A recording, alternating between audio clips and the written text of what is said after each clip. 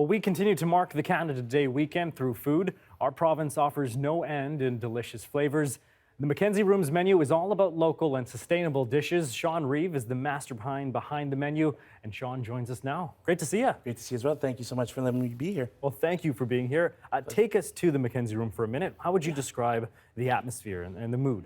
For us, we wanted to create a place where people could come and be themselves, have a great meal with friends, family, relax, not worry about being too loud or too rambunctious, but really be able to find a place where they can enjoy themselves and have a great time. How would you describe the philosophy behind the menu? Behind the menu, we strive on showcasing the ingredients from the Pacific Northwest. We have an amazing bounty here where we're able to farm for the majority of the year, unlike the rest of the country. And so for myself, it's really exciting when throughout the year you can work with amazing ingredients. Speaking of showcasing the ingredients, I know you've brought in quite the experience. Take Yeah. us through some of this. Maybe we can start with what's going on here. Absolutely. So this is called Celtis. This is in its raw form here. Okay. And it's absolutely delicious. Try some of that. Yeah, please. It's a little bit nutty, almost like toasted rice, like the exterior you would get from a bibimbap. Not something you would expect from a vegetable stock. Wow, I was not expecting that flavor. It almost tastes like a fried rice in itself. Yeah. So here I wanted to take a dish like an aguachile and highlight using ingredients from the Pacific Northwest. So aguachile means chili water.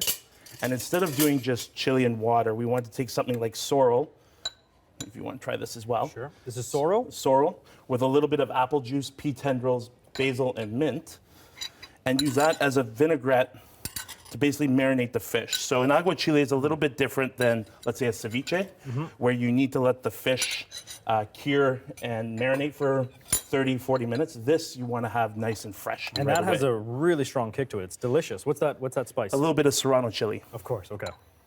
Oof, more than a little bit, maybe.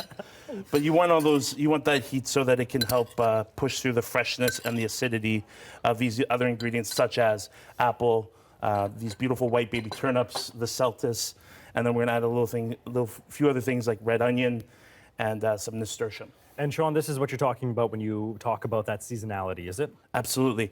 You know, something like an aguachile you would normally serve with avocado or something like that. Here, we want to showcase ingredients that would, you wouldn't expect, obviously, from a Mexican dish, but highlight the same sentiment using local produce here in the Pacific Northwest.